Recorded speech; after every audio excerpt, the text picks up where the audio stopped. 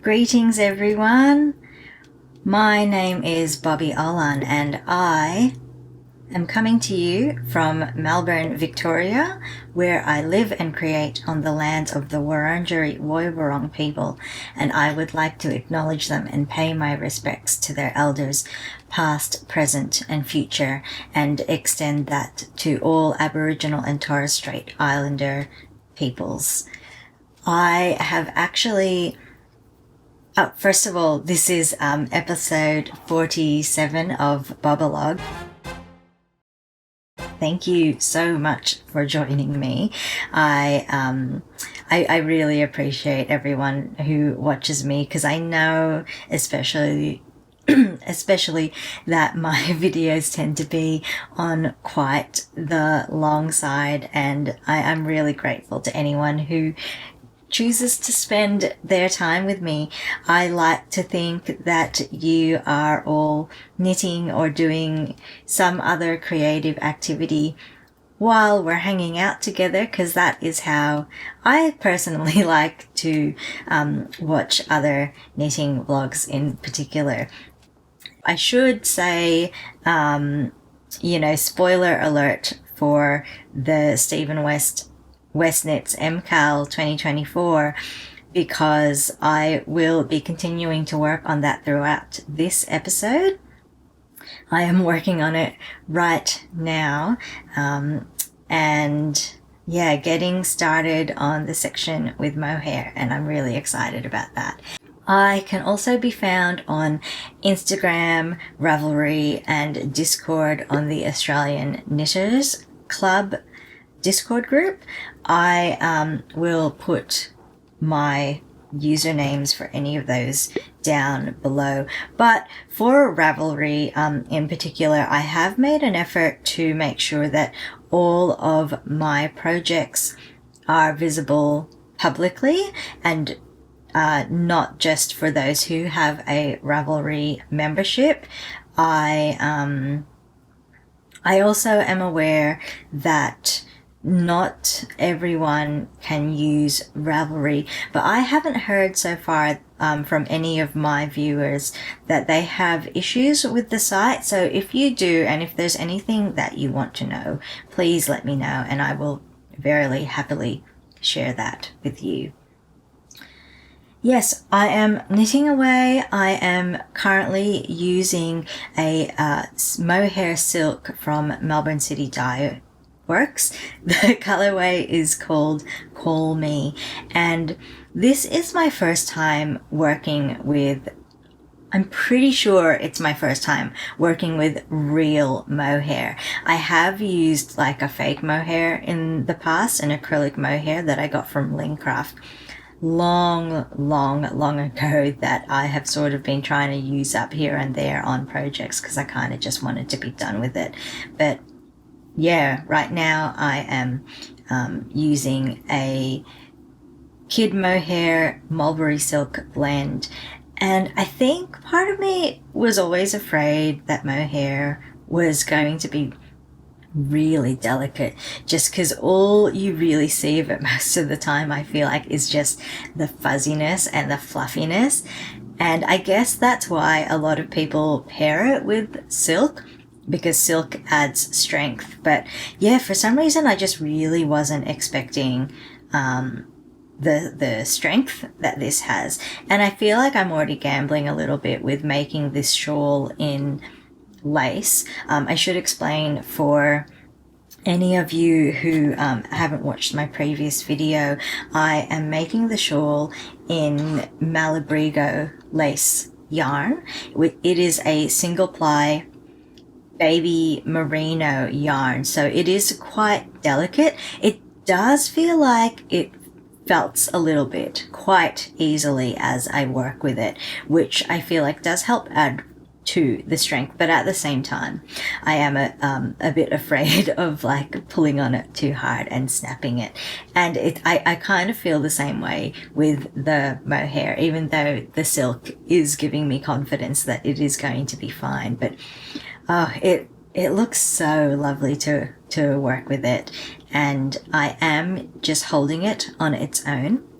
there's an option in the shawl, or there's a suggestion in the pattern to hold it with the contrast color as you are working it, or to just hold it on its own. And I guess well, yeah, partly because I am working with lace and I didn't want this to be like thickened, because if you know, working with a slightly thicker yarn, with a fingering weight yarn, the proportion of the diameter of it that would be lace is less than like the proportion of a lace to a mohair. I hope that is making some kind of sense to you guys. Anyway, yeah, so that's one reason, but the other reason is as well that because this is my first time working with proper mohair, I do kind of just want to see it and feel it on its own, and kind of like sort of let it shine on its own.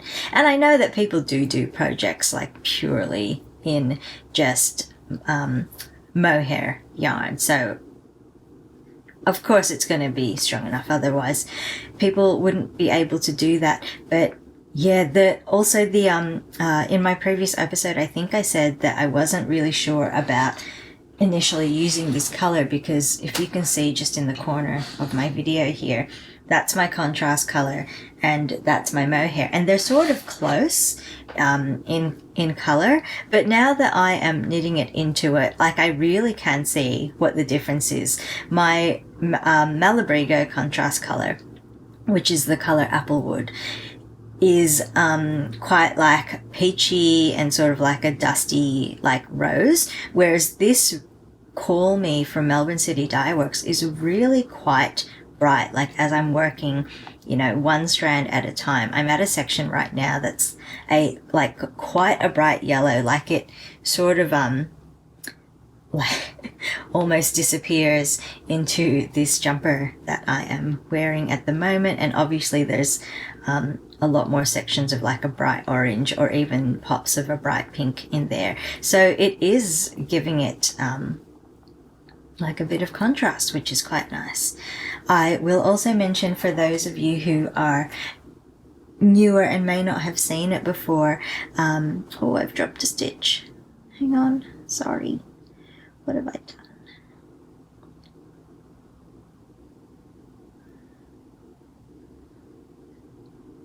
I think I pulled that through there.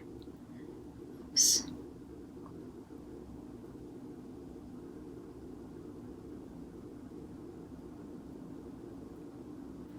Okay. Crisis averted. What was I saying? Oh, yes, for anyone who hasn't seen it before, I am wearing the flared pullover by Nora Gone, and it is knit in the Bendigo Woolen Mills tweed, which is a discontinued yarn, and I have featured this previously. My main color is called Cereza. I should look up how to say that, but it is just a gorgeous deep red that I'm really loving. One thing actually that I didn't mention about these colors in my previous video, but I meant to, is that there is a little bit of color variation throughout the skeins.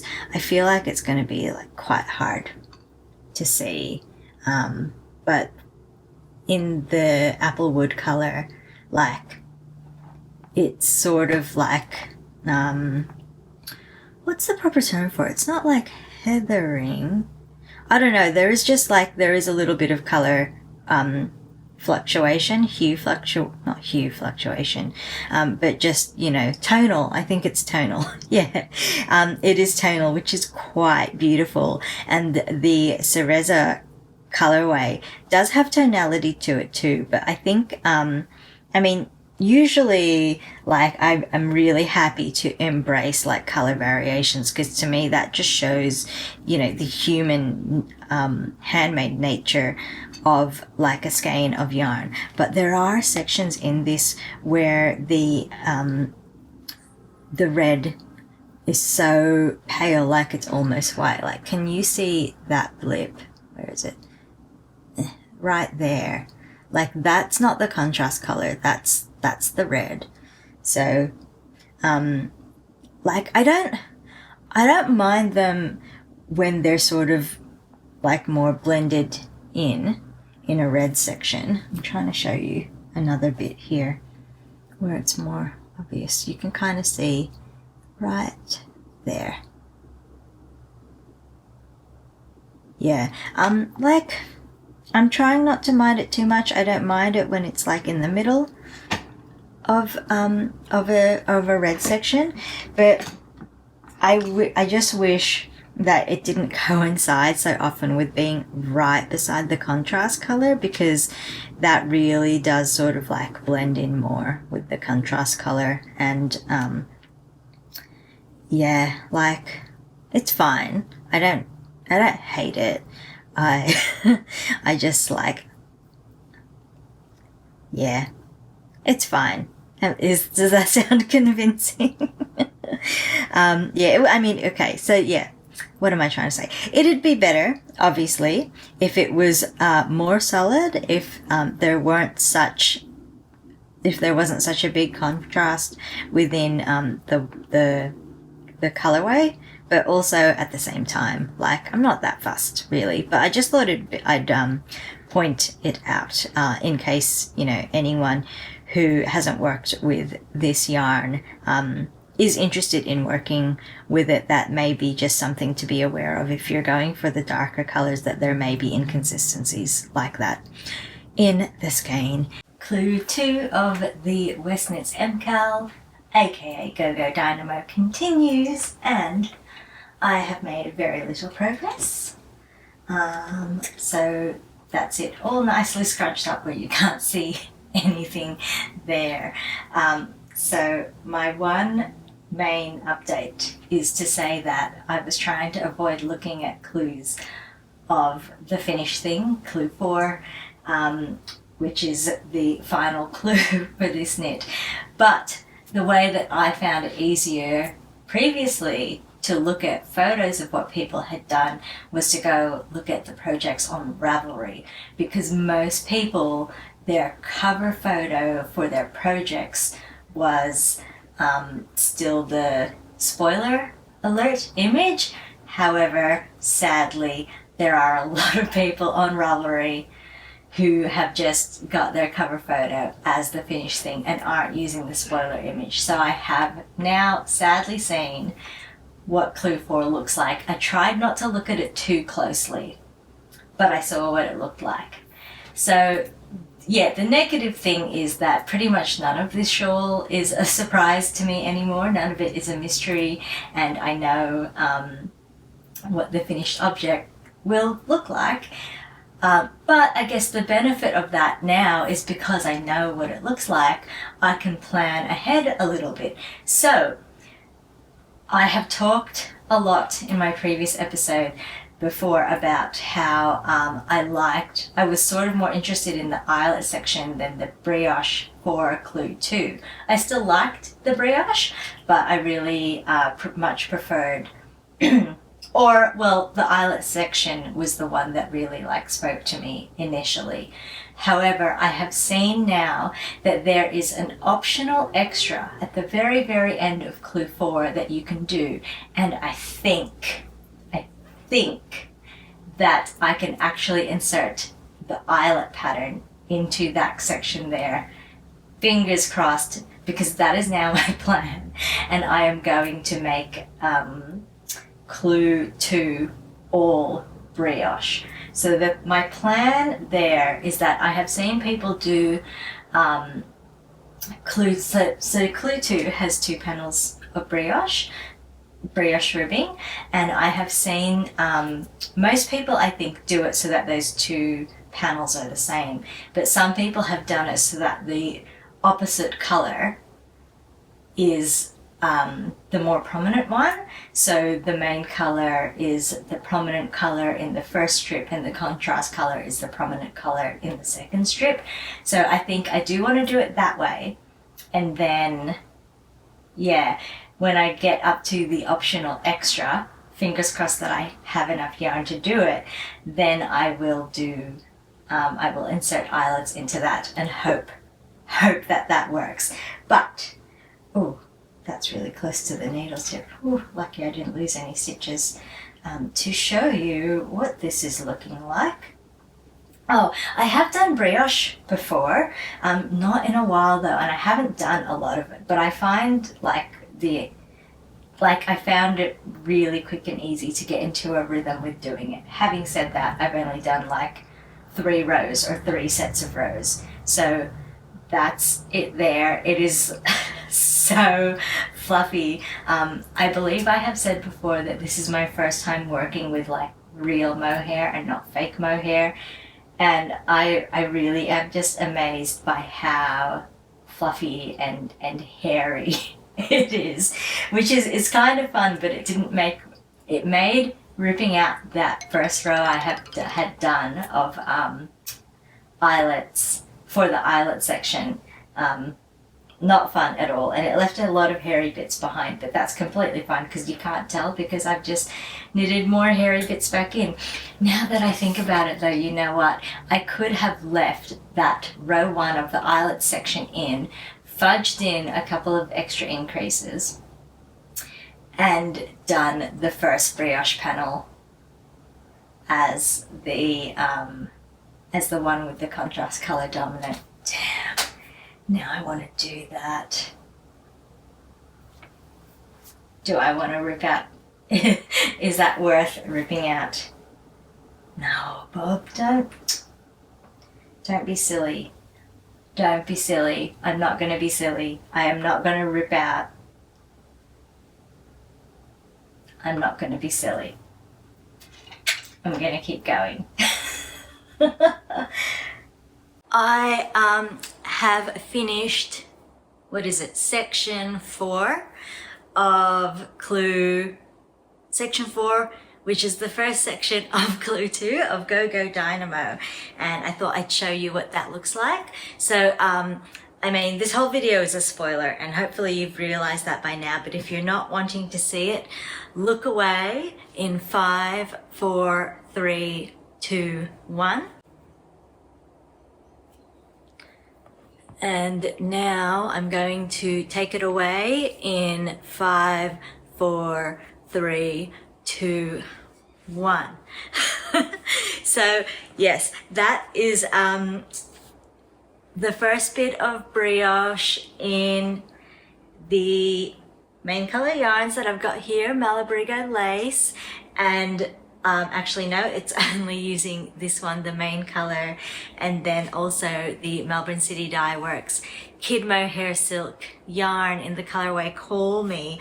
I'm loving how it looks. I actually really like how the back of it looks because you can see the mohair a lot better, like it's a lot more prominent. And I was honestly considering, I'd gotten about halfway through it and I was honestly considering ripping it all back and doing it again to have the mohair yarn more prominent. But I told myself, just, you know, don't be crazy. You don't need to be that much of a stickler with it. You can still see the pretty mohair bit on the back. But I had considered doing that because I decided that if I was going to do the brioche, I think I like it better. I may still change my mind when both brioche sections are done the same way. And my plan had been to be for the first brioche section to have the main color prominent and the second brioche section to have the mohair color prominent. I may still do that, but I'm actually now thinking maybe I like it better when the same color is prominent throughout. Anyway, part of the reason that I managed to convince myself, someone's driving past, looks like a truck. Anyway, you probably didn't even hear that rumble past. What was I saying? Brioche. Oh, part of the reason that I convinced myself, or part of the way that I convinced myself to not tink back and to stick with what I had done is, and I hope I'm wrong, but I suspect that I am allergic to mohair. I'm very upset about that. If it's true, I'm gonna test to see whether it is true or not. The thing is, I've been feeling quite stuffy and run down over the last few days, and I have chalked that up to hay fever. The pollen count over the weekend was extreme, so it could be that. It could honestly really just be that, and I'm hoping that's the case. There was one day when I went out for a walk, and as soon as I got out and got onto like the bike path, I felt like I could feel like my sinuses just get like inundated with all of the pollen, and I could feel it come on. So let's hope that that's what it is.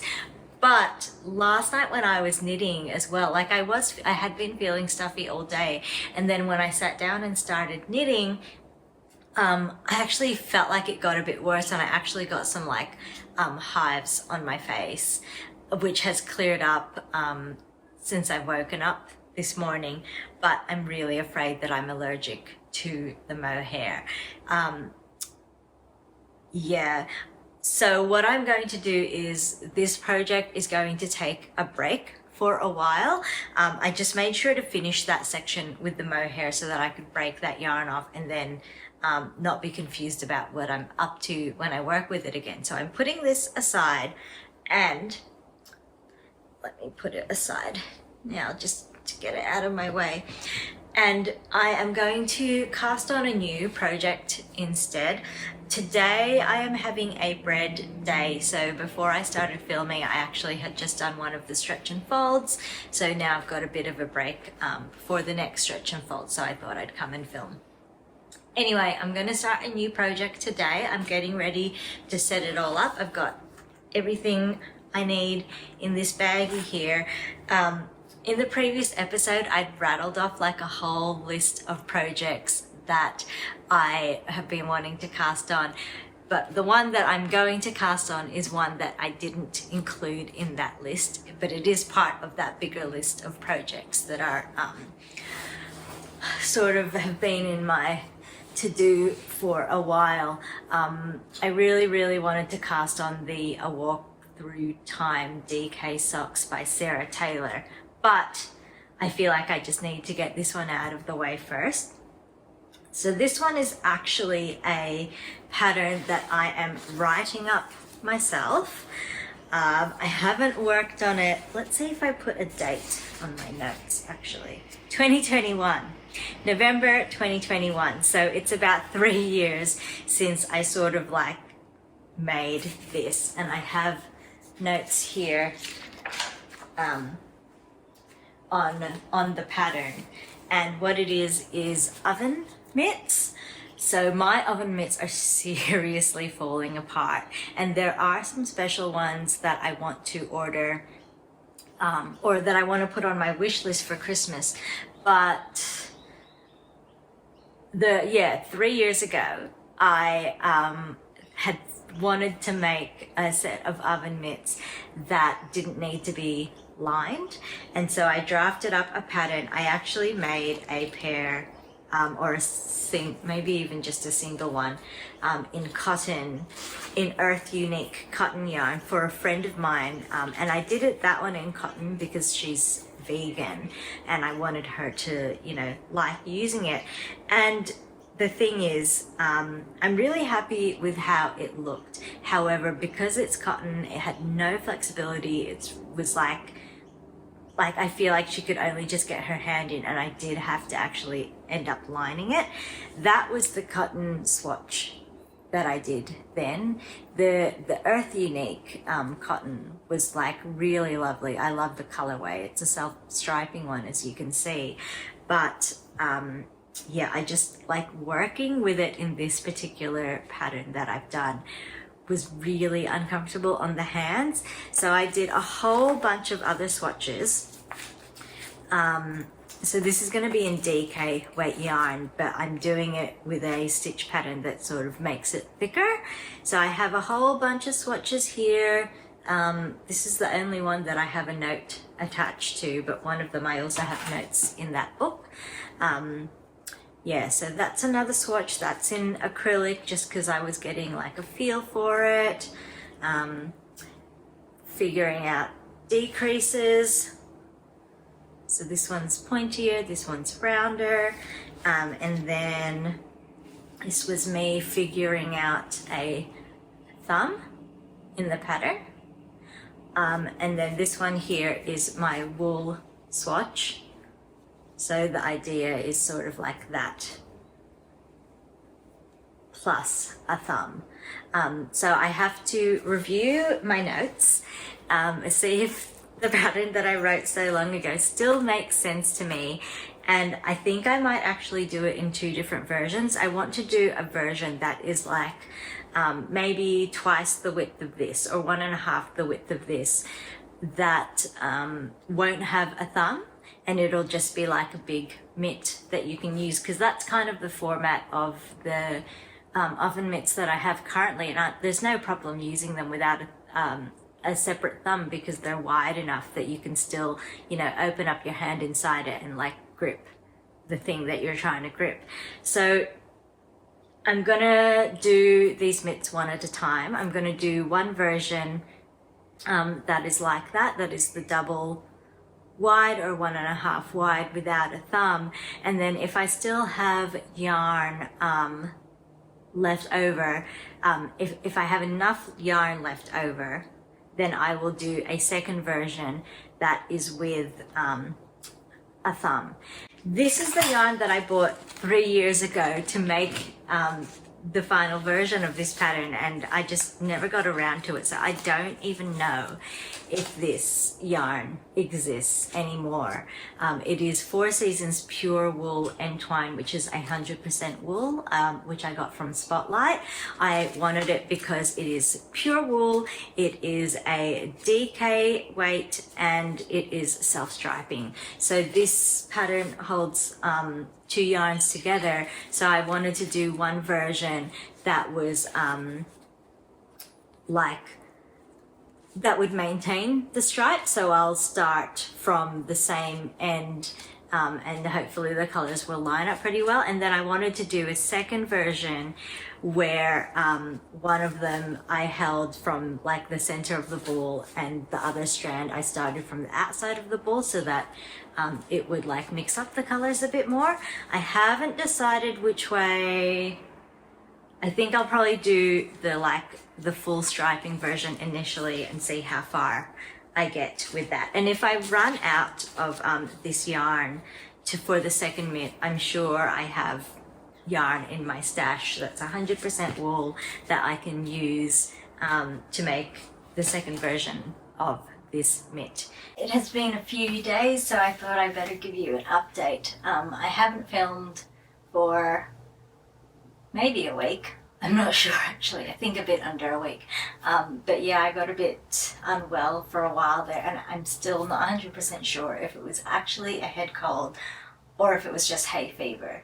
If you are in Melbourne, you're probably aware that we have had a number of days recently of not just high pollen, but extreme pollen, and it has been really terrible. But I felt so like out of it and run down and headachy and just horrible the other day that I just spent like half the day in bed and cold and sick to work, and yeah, this, that and the other. Anyway, you don't really need to hear about that.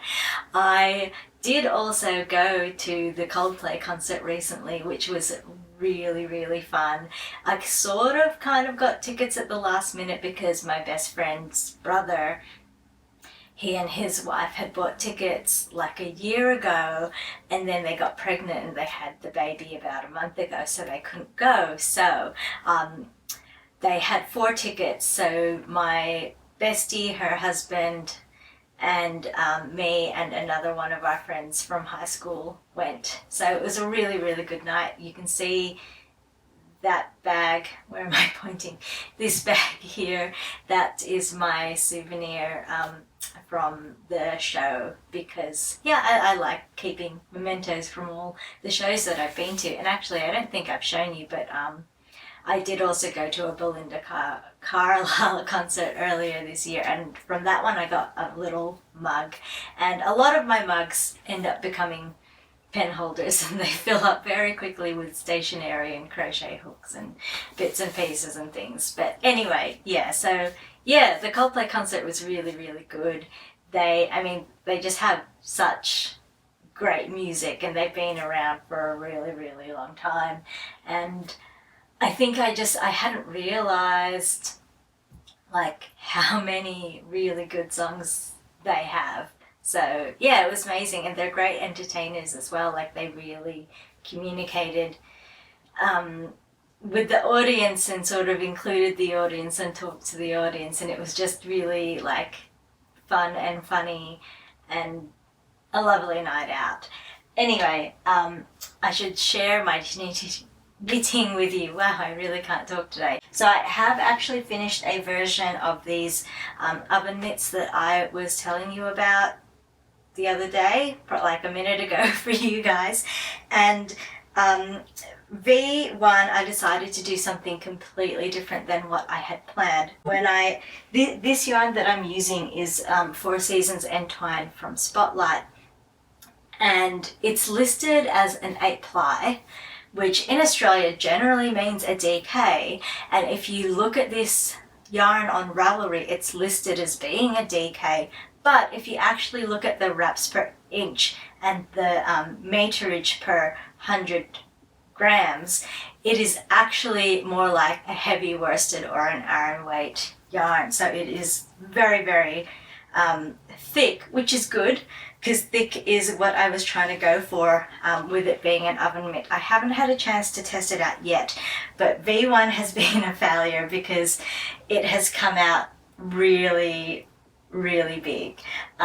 So that's the front of it there, and then that is the back. So this is the modification that I decided to add in as I was working on it, was just instead of like a traditional thumb, I wanted to make just sort of like a flap, and it just hasn't worked out as well as I had hoped. I feel like it looks really sloppy. This hasn't been blocked yet, and like I still think it's a cool idea, but I just don't think it has worked out the way that I envisioned. So I kind of feel like it's not worth workshopping any further. But the other things that are wrong with this is, for one thing, I made the wrist portion like way too long. That could easily be halved down here. And then for the other, I made the hand section way too big as well, even for my partner who has bigger hands than I do. Like, he felt like that was too like floppy and not comfortable. And he wasn't a fan of the thumb. For one thing, it isn't long enough for his hand, and I could fix that, I guess, but like I said, just the way that I've worked this sort of join, I just feel like it's not as neat, and it's sloppier than I would have liked it to be. So I need to think about it, because I really would like to make it work, but I just can't see how I could make that neater. Anyway, as I'm looking at it and thinking about it, I'm having ideas. But I do have, I think, just enough yarn to make a version that is just like this shape, but like maybe half the length and a bit wider, to just be like a big mitt without a thumb. My partner also didn't necessarily like that the thumb came into a point, because he was picking up a pan with it, and he's always like, when you're grabbing it, it feels a bit awkward, because I think, your thumb wants to like slide around in there, but it's kind of trapped in the point. And even if I made it longer, there would still be a point there, so your thumb would still be like a bit more constricted, I feel like. that's that one there. And then the other thing that I started on, so when I was feeling unwell, I wanted, there was a point where I was just like, I was sick of like being in bed, and I wanted to knit, and I wanted to get up and knit, and that was way too complicated. This one required more it needed more concentration. So I decided that I would get started on the Growth Rings shawl, which is what I had decided to work on for the cobweb lace cal in the Aussie Knitters Discord group. So I'm not doing a lace shawl and I'm not doing cobweb yarn, but I am doing thread yarn. So yeah, I figured that that sort of like qualified, just because I'm still using such a fine weight of yarn, and they agreed within the group. It's not like a super official cal anyway, it's just sort of like an actual like knit along, let's like knit on these kind of projects together. There's no prizes, there isn't I don't like, there doesn't really seem to be anyone heading it really. There were just a couple of people in the group who were like, oh, you know, like we kind of want to do this, let's just make a knit along for it. So yeah, so that's that. And I am using, my main yarn that I am using is 100% cotton thread weight here. So it's a gradient yarn. It is the, it is Garnmanufaktur's Bali 100% cotton. Yeah, so it's a thread weight yarn and it goes in a gradient, so I am planning to do this one from the inside out. And then I have decided to use this yarn that I got in Japan as the contrast one, and this one I'm going to use from the outside in, since this one is like, it's quite kind of like darker to lighter. So I'll have them, the dark and the light, going in the opposite directions in this. And I am, oh, actually, yeah, I wanted to say, I had never realized before that this bag from Crystal Cat Stitchery, one of the pockets, the big pocket in it, is actually big enough to hold my making magazine. I was amazed when I realized that it fit in there, because I never really liked when I put like a magazine or a notebook in my project bag and it kind of just flopped around with everything else. So that is just brilliant that that fits in there. But yeah, this pattern is coming from the Forest edition of the Making Zine, and it is the Growth Rings shawl by Ashley Yousling. Let me see if I can find. So it's that there. So the idea behind it is, you know, when a tree is cut down and you see all of the rings, that will tell you how old the tree is. So you just go round and round and round and round, and you can do it with or without a contrast color to show the rings. So yeah, I'm using that alpaca lace yarn as my contrast. And I did make a start.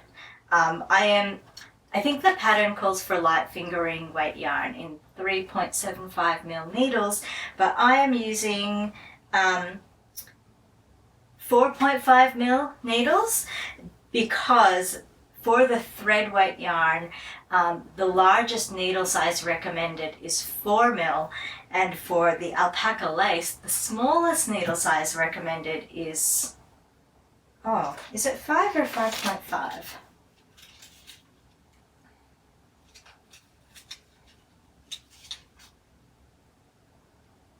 5. So 4.5 is smack bang in the middle of those recommended sizes. So I figured that is what I would do. And here is how it has gone so far. I did a pinhole cast on, the version by Isolde Teague. And yeah, I'm really happy with like how it's turning out. The cotton doesn't actually seem too holy, which is great, because that is something that I was concerned about, that the holes would just be really big and fingers and things would really easily get caught in. But I think it's coming out quite well. The only thing is, I decided to be lazy and carry up the alpaca yarn instead of cutting it after each ring, because each time it appears it only does one round, and then you do a bunch of the main color. And I was like, yeah, I don't care if you'll see a line across. I'd rather like see a line running through the whole thing, and I can post-rationalize that. I'd rather do that than have to weave in a million ends. But now that I have started doing it and seen like really how visible that line is.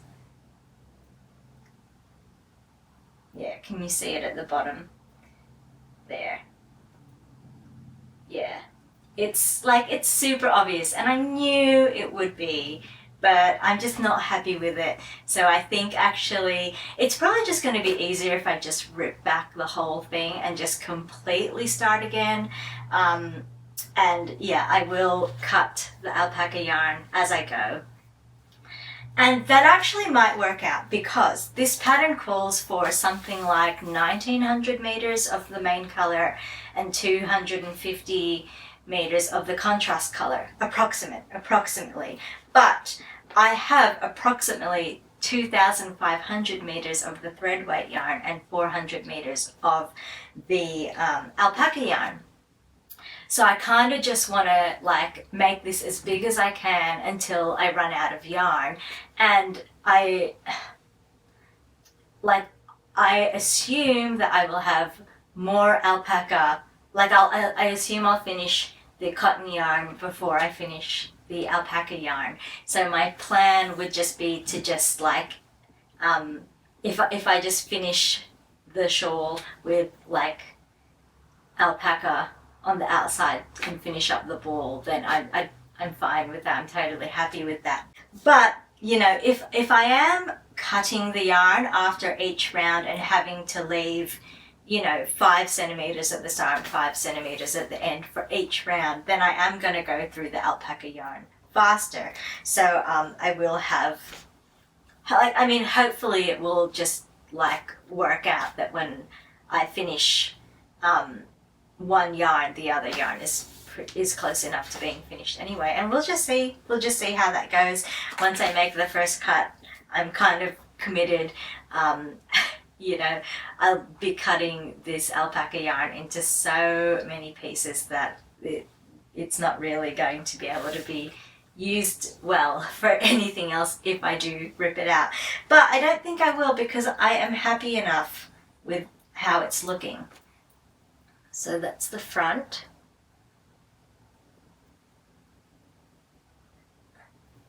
No, sorry. That's the front. I was looking at the front. And that's the back. Yeah, I'm loving it. I'm actually really looking forward to get stuck into it.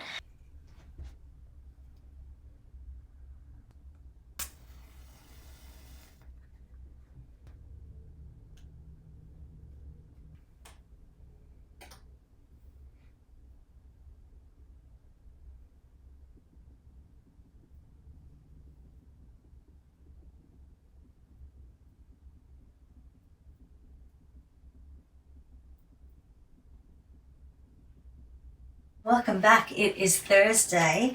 Last night I took my crafty aunt, to a craft cinema night hosted by So Hooked Crochet. And I heard about it from the lovely ladies over at the Lavender Cottage Fiber Arts podcast. Yeah, so the movie that they played was Clueless, which is one that I grew up watching, so I have a lot of very fond memories of it. And yeah, I'd seen that a couple of other states people had been hosting these Knits at the Flicks type things, or whatever you want to call them, and I had always hoped that there would be one in Melbourne, but I had never heard of it, so I was really happy to hear that someone had already organised it. It was a really lovely night, lovely like atmosphere in the cinema.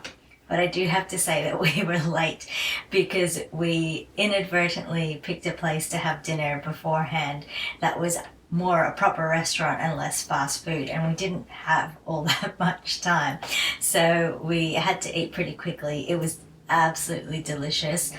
The movie was at the Sun Theatre in Yarraville, and we had dinner at a Thai place called Smile Buffalo. Really, really good food.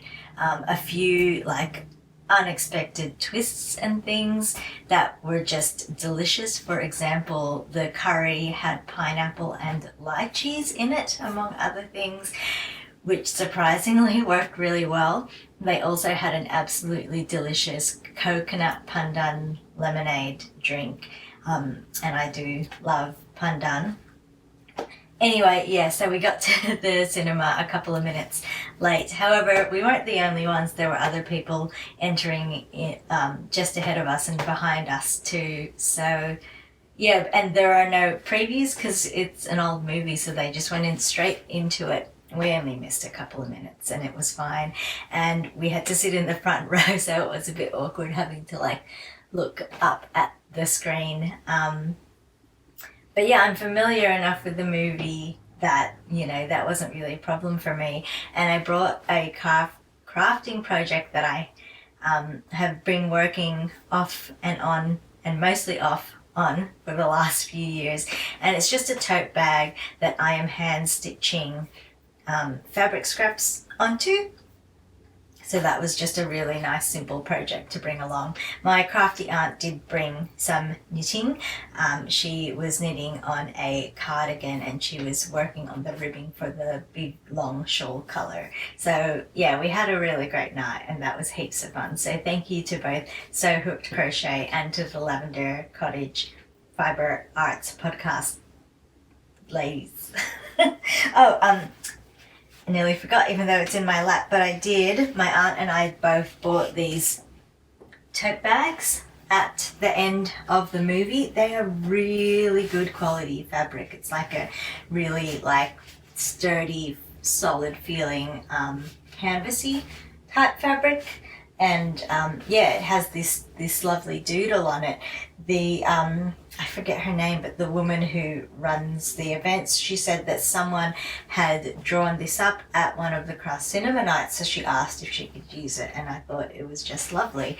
So initially I was telling my aunt, don't let me look at the tote bags because I know I'll want one and I don't need one. But then she wanted to have a look and she wanted to get one, so of course I had to look and then I had to buy it because I have no self-control. Anyway, I've been knitting downstairs on my Go Dynamo shawl, and I posted on Instagram a couple of days ago that I was considering ripping out all that I had done of Clue 2 because I was really liking how the reverse side of it looked better than the front side of it was looking. So I'd asked my partner before I posted about it what he thought, and he agreed that the reverse side was nicer. It was just that like I felt like the mohair that I'm using, when you can see it, it almost looks like it's glowing. It's so bright and beautiful. But when you were looking at it at the front on the brioche section, it just looked like you couldn't see the glow color. You couldn't make out the color at all, really. So all you were seeing was the main color with a lot of like fuzz and halo around it. So it kind of almost just looked like you weren't using a different contrast color. You were just using the standard contrast and there was just fuzziness. So I didn't necessarily love that. I didn't think it looked bad, but I just really liked being able to see how that mohair actually looked and being able to actually see the mohair. So I asked my partner and he voted for ripping it out. And while I still wasn't 100% sure, but while I was writing up the post for Instagram, I decided that yes, it was going to be worth it to rip out the 8 hours of work that I had done, because ultimately I will be happier with it if I can see the lovely glow of the mohair that I am using. So I have made a very teensy tiny start on it, and I'm really liking how it's looking so far. It's amusing though, because I ripped it out pretty much straight after doing that post and saying that I've made the decision, I'm going to do it, but let me know if you think I'm crazy for doing so. And I've had 2 comments on that post, and both of them say, I don't think you should rip back. Too late, I've already done it. I'm really happy with my decision. No looking back, and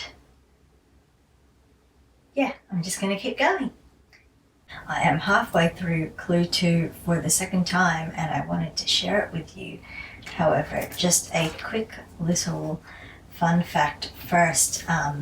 It was interesting to see that the first section of brioche ribbing, the second time around that I knit it, I did it quicker, so 4.5 hours, and previously it had taken me over 5 hours to do. But I thought it was fun to note that the section of bubbles initially took me 2 hours and 32 minutes, and the second time around it took me the exact same amount of time to do, which I thought was just a bit of fun there. But here it is, and I am so happy that I tinked back and re-knit that brioche section with the mohair yarn more prominent, because that is more the look. I'm much more happier with how this looks. I'd had comments on my Instagram saying that I had one person suggesting that I shouldn't re-knit it, because if I block it, then it might just open up more and allow the mohair yarn this way to be more visible. And you can see when I stretch it out here that it is pretty visible, but I didn't just want it to be visible. I wanted it to be prominent, because I wanted to be able to see that beautiful glow that it almost has when you're looking at it like that. It's so shiny and bright and beautiful, and you can see like the shifting colors in it as well, which is just gorgeous. So I am so glad that I have done that. But the thing that I actually want to focus on in what I'm sharing here is the bubbles that, what are my needles? My needles are stuck on something. There we go. Yoga mat. I wanted to share the bubbles because I have done 2 lots of bubbles now, and I have done them 2 different ways. So these bubbles here are done in the way that it is written in the pattern. And I wanted to try, for me they were a bit fiddly to do, so I wanted to try doing them another way. So the first time I got up to this point of Clue 2, I followed the instructions from a stitch dictionary that I have to do a similar kind of stitch. And as you can see here, these bubbles are a lot more bubbly. They like pop out there. And then with these ones, that stitch that runs up is more elongated, and therefore these aren't as bubbly. They just look like squares. So this did happen the first time around as well, but that time what I had done was I had knit and I had slipped this stitch here and then kept knitting. This time around, I decided to, when I slipped that stitch, to do a yarn over at the same time, because I was hoping that maybe just that little bit of slack from the yarn over, because in this version the stitches were dropped, which left a lot of loose strands at the back there. So I was hoping that doing yarn overs would help that there, but it hasn't really, and you can kind of just see that it just looks a bit sloppy unfortunately, and you can see the elongated threads there. What I am hoping is that if I just stretch these out a bit, that they will pull that stitch down. So maybe when I block that, I will try to, let's see if I can show you what I mean now.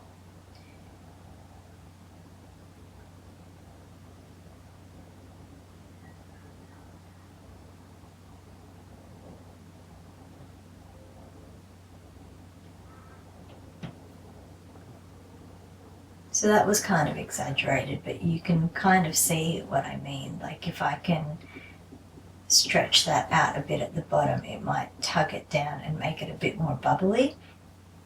But I knew this was a risk that it wouldn't sit the same when I did it. And there is going to be another section of brioche and then another section of bubbles. So those bubbles I will do the same as this. So to my thinking, it doesn't matter so much that this one in the middle doesn't look as good and doesn't look exactly the same, because since it's centered, you know, I can just call that a design element, that it's a bit different from the other two. But the other thing that's different, I can show you at the back, is you can see with these bubbles down here, you still have an elongated stitch back there.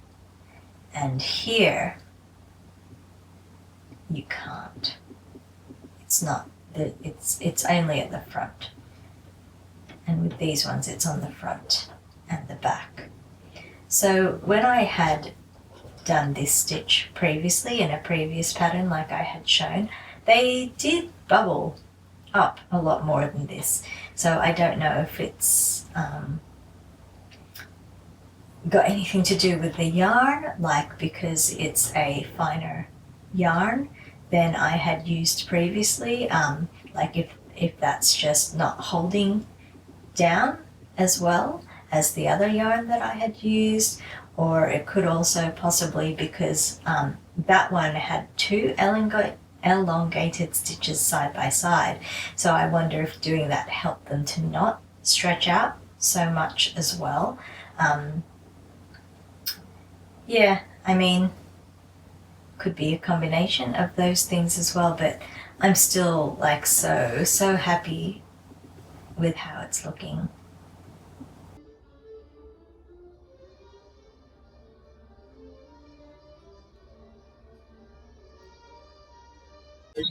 Okay, so here's my shawl so far.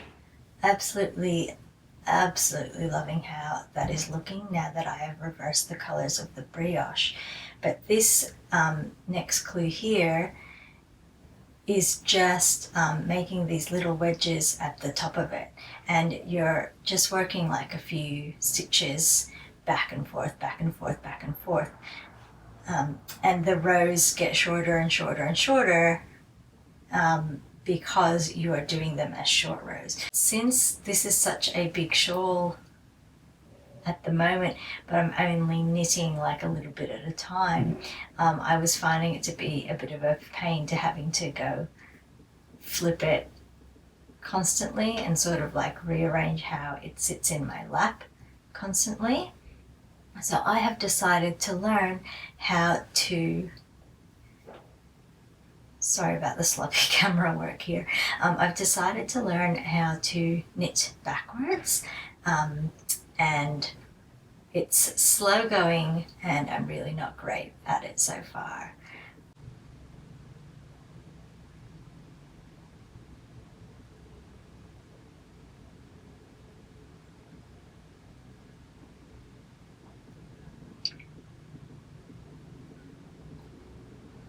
As you can see, I am struggling, especially when I can't see what I am doing properly.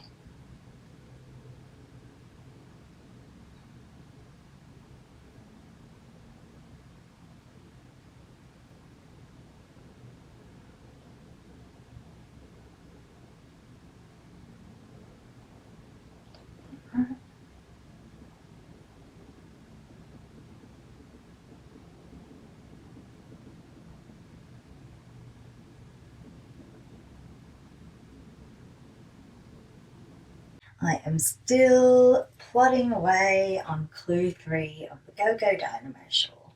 So I have done, I'm close to the end.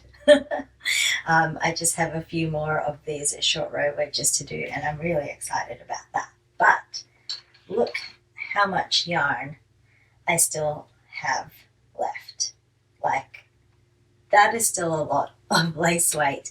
So comment below if you think I am going to need to break into the second skeins of either of these lace weight Malabrigo yarns, because obviously just a little bit of clue 3 to do and then all of clue 4, and I would like to do the optional extra bit if you are familiar at all with the pattern. So yeah, leave a comment down below whether you think that I will be able to get away with just using one skein of each color of yarn, which would just be incredible. It would mean that I could potentially make a second one. I would need a good long break between this and the other.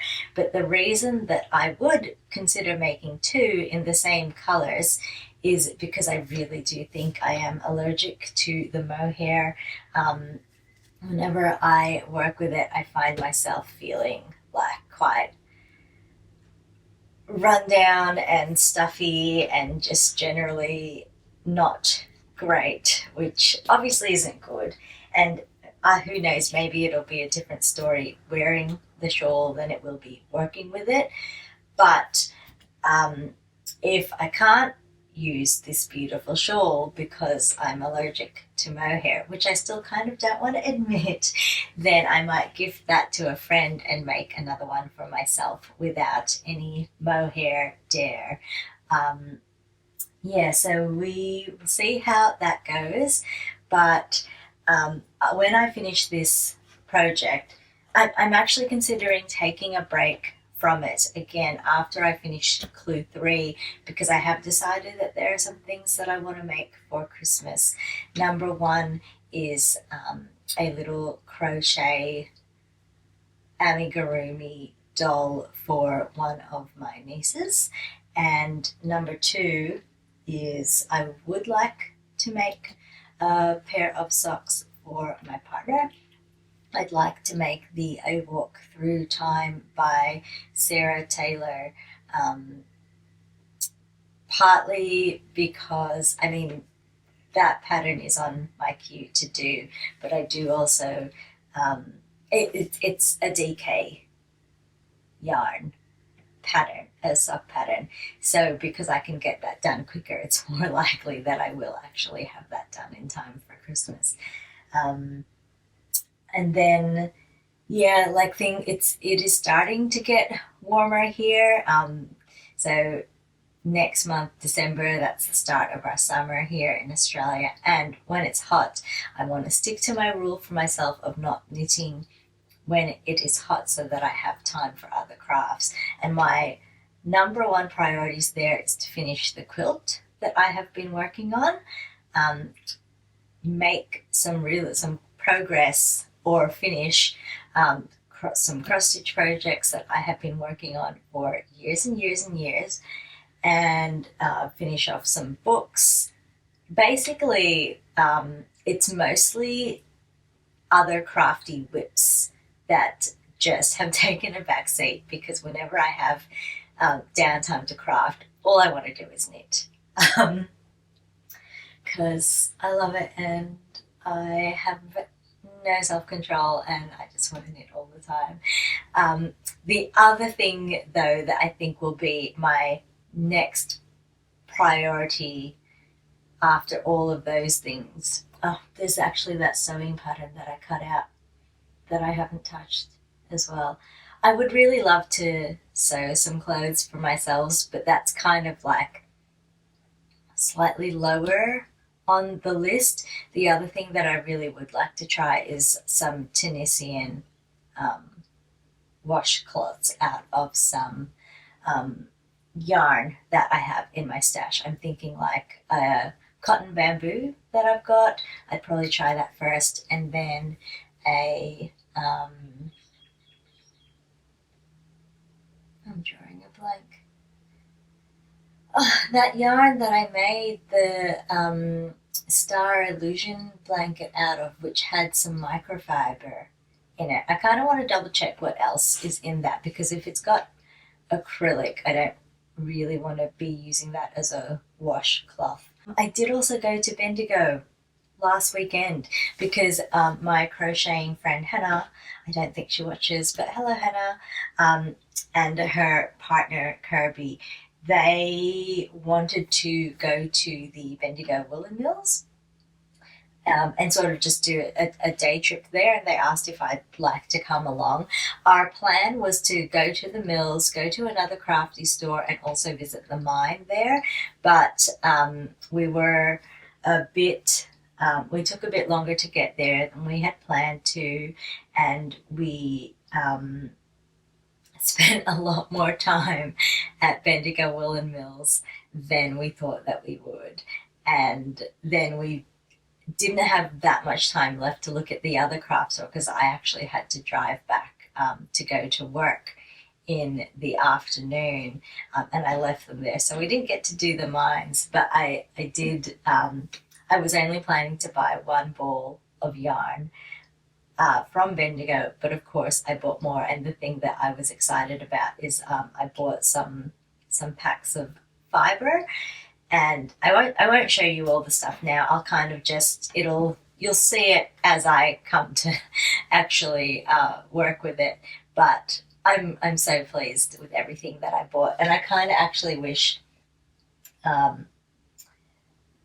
that the yarn that I bought, I had 2 different colorways in my basket at one point, and then I felt like I was buying too much and I put one back, but now I'm kind of regretting not getting that. I am at my parents' house at the moment babysitting my nephew who is asleep down the hall, so I'm trying to talk quietly, but I will try to make sure to adjust the volume when I'm editing so that it's not quieter for you guys. Yeah, I thought I'd take the opportunity to give you a bit of a change of scenery, but there is my family. That is not a painting, it is a photograph, but I feel like it almost looks like a painting. And me and my sisters in some photo frames down there. It's probably like too small for all of you to really see and be able to like see the faces, but if you would like to have a guess in the portrait there which one of those is me, then I'd love to hear who you think I am in the comments down below. The main reason that I'm filming though is I wanted to share my progress with the Go Dynamo shawl, because yesterday I was on the verge of finishing clue 3.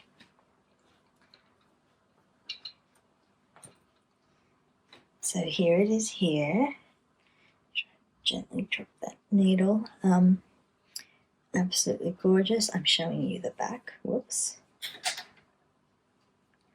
Beautiful. I found this section so Moorish and so easy, sort of easy. Just like I didn't have to concentrate as much. And I really enjoyed working on it. So yeah, that's it there. And I was all set to finish yesterday. This is where I was up to. I just had one last wedge of the main color to do, but then when I read the instructions for it, it said you should have 6 stitches left from the previous clue, and I'm sure this is going to be way too tiny for you to see, but I only have 3. So I was a bit mystified about that. So I did some investigating and I found all the way back here. I've put a little stitch marker on it, but that there is marking 1 dropped stitch one drop stitch there that I can pretty easily fix. Yeah, it's a shame that this end of yarn isn't just a little bit longer, because I could have used that to weave in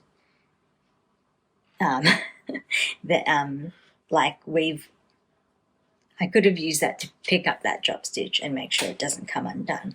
That accounts for one of the 3 missing stitches, and I did find the other 2 missing stitches, and I'm a bit annoyed at myself for it, because I was trying to be really careful, counting my rows and making sure I had everything right. But can you spot it? Can you spot it there? So these wedges are the right size. These wedges each have 1 extra section of short rows each, which means that they eat up 1 extra stitch from the stitch down below. So that's the other 2 missing stitches. So I thought about it for a while. I was nearly set to just to hell with it, I'll just fudge the last stitch and keep going. But then I remembered that I do want to do the optional extra on this shawl, which extends a little bit further up here. And because of these 2 wedges that are larger, I will have too many stitches here. So I do think it will be just best all around for me to tink back.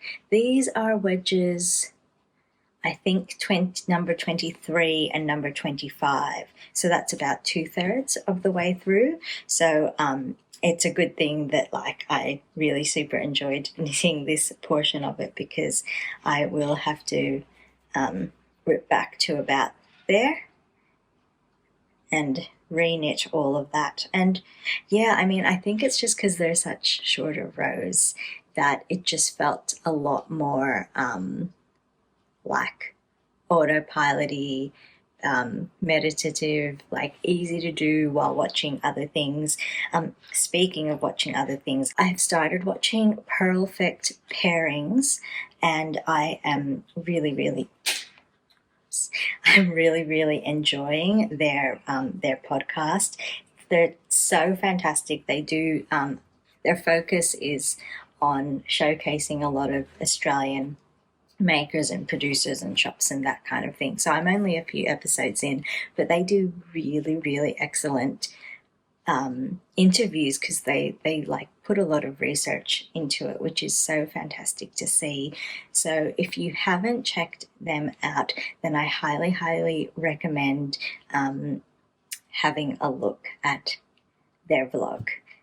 It's really fantastic, and I've learned a lot, and I'm meeting, not meeting, it feels like I'm meeting them, but I'm getting to know a lot more Aussie-based creatives that I wasn't aware of previously, so that has been really fun. I am in South Melbourne this morning, and I'm a bit excited because I am doing my personal color analysis today.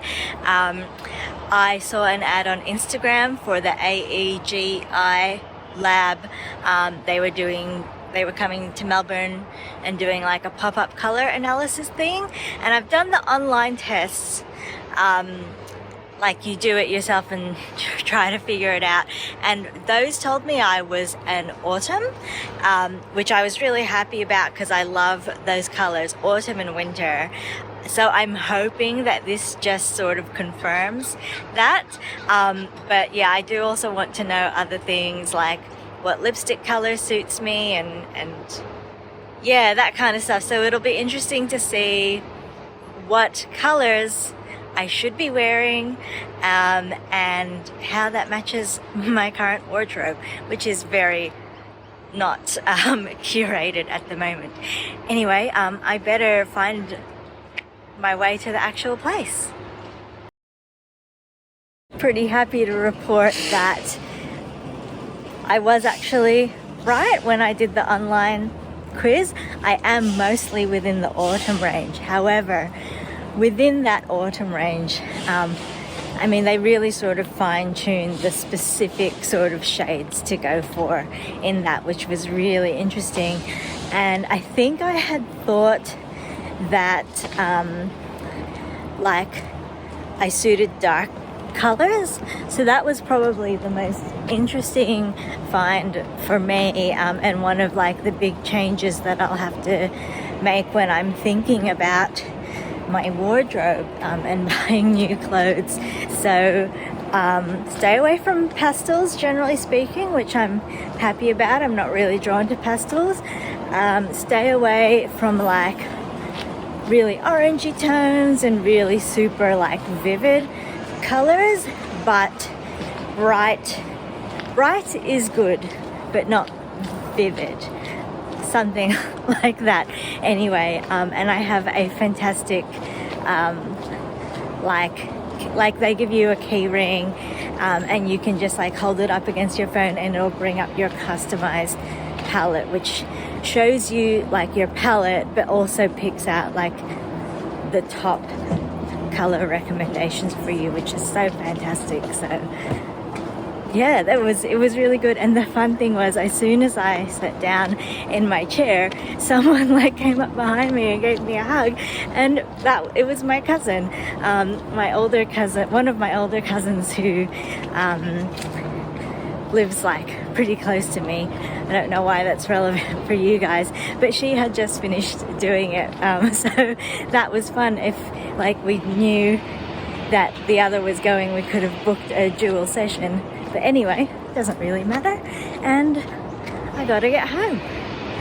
Before I start driving, I forgot to mention like sort of the biggest surprise to me is, well, for one thing, my undertone is like kind of in the middle, slightly leaning towards warm, I think it was, and which makes sense to me because whenever I try to do the thing of looking at your veins and seeing if they're blue or green, I could not tell. Sometimes they looked blue, sometimes they looked green. So that makes a lot of sense to me.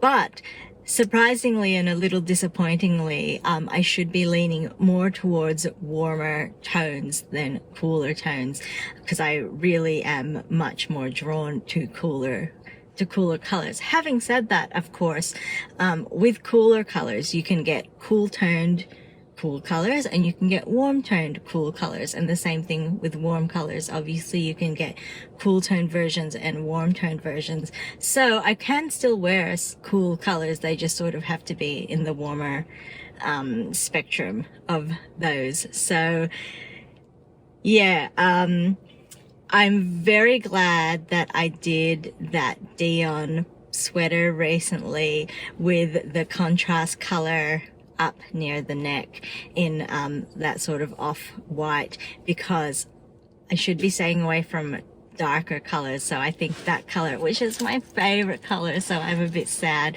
but that's not recommended to wear near my face. So I'm glad that I have something there to wear in between. Luckily, the bright yellow of my flared pullover that I have been wearing quite a bit recently is one of my recommended colors, so I'm really happy about that. It'll be interesting to I'm gonna have to I want to go through my wardrobe and sort of like do a bit of a cull, but of course I also want to go through my yarn stash, and I don't think I'll be getting rid of things, but maybe just on Ravelry or something, I'll make notes on my yarns to say like which ones are complementary and which ones are not complementary, so that when it comes to choosing yarn from my stash to make projects, that'll sort of help me determine, well, for example, I have a light grey of a Bendigo Woolen Mills tweed yarn that I've had for a while, but I just shouldn't use that to make something that's going to be like closer around my face. So yeah, if I'm gonna have it as a jumper, for example, then have like a low neck so that I could potentially wear like a top underneath that comes up higher and is in between that and my face, or like to have a scarf or something that's breaking that up. So yeah, just a few things to think about. Really fun. I don't know if you can tell because they picked like a really lovely natural tone for me, but they recommended a lipstick. I know now that the bright red lipstick that, well, not bright red, but the dark red lipstick that I have at home is not really the right color for me. I really should be going for like something a bit more earthy, which I thought looked really great. Welcome to my kitchen floor. Very exciting location, I know. It is getting to the end of October. Not October, November. Oh my goodness, Bob. End of November. So I thought I'd film one last little snippet for this month's vlog before I wrap things up. I really just wanted to share a couple of things with you that I bought over the weekend. I had a stall at Camberwell Market, which is a trash and treasure market or a flea market that's on every Sunday. It's really big. It's usually really big, but despite hot weather now, really hot weather at the end of last week, the day of the market was miserable. I mean, today isn't great really. It's really wet outside and it's humid and horrible and all of that. But Sunday when the market was, it was just horrible. It rained the whole time and it was just not a good day. More than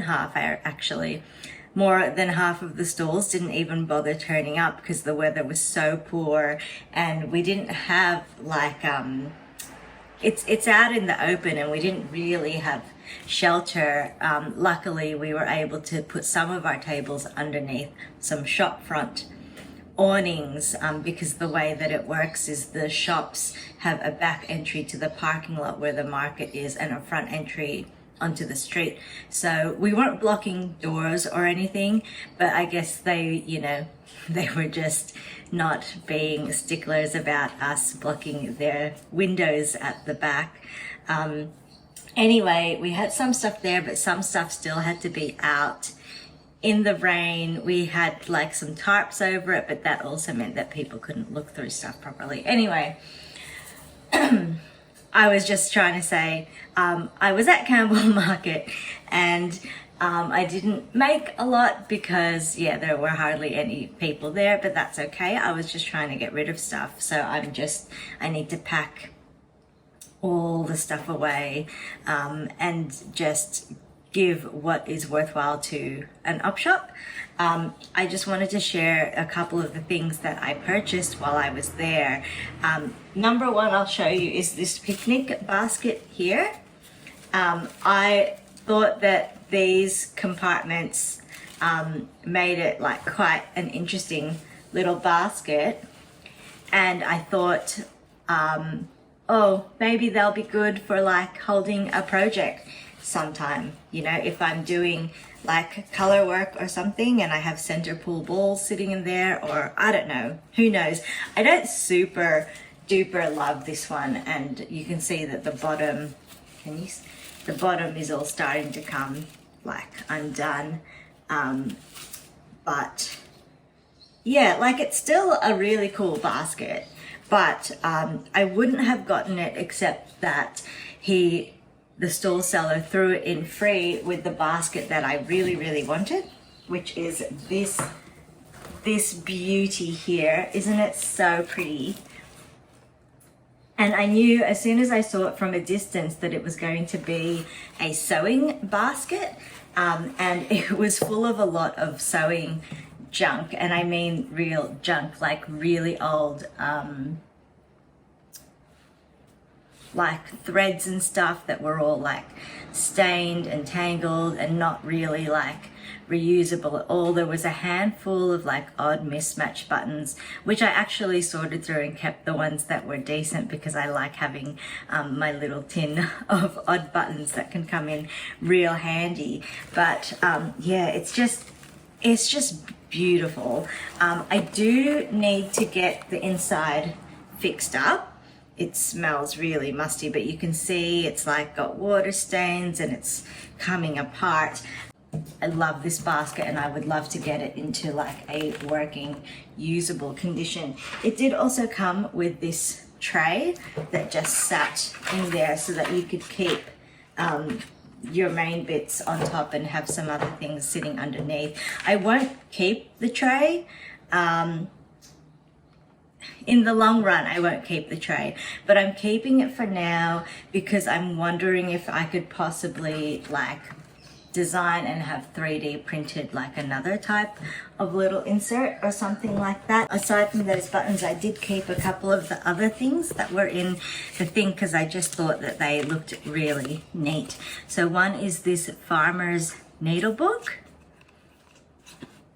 and that's the inside of it. So barely any needles left, but I really like this. I'm not sure what I will do with it, if I will just keep it as is, as a sort of like keepsake, memento type thing, or I could possibly even, you know, slice it in half and then use it to make like an actual little book, a little notebook or a needle book. The other one is this here, Sewing Susan, which is again just another little lovely old like assorted needles sewing set that I just really liked the style of. Yeah, so that's it for my November blog. Thank you so much for joining me. It was probably another long one, so I hope that you enjoyed it, got something out of it, and just had fun, got a bit of crafting or whatever you do when you're watching done along with me while I was going through my life. And yeah, if you have stuck around until now, I really appreciate it. I would appreciate it even more if you gave me a like, and if you would consider subscribing if you haven't already to my channel. As I've mentioned in a previous episode, I want to try some different things for next year, so this potentially will be my last vlog, at least for a while. We'll see if I get sick of doing the other things that I have planned, or if they just maybe don't work at all. But anyway, thank you for joining me. I hope that you've had a good time, and I hope that you find time for looking after yourselves, spending time with your loved ones, and for your crafting. I'll see you around. Fare thee well.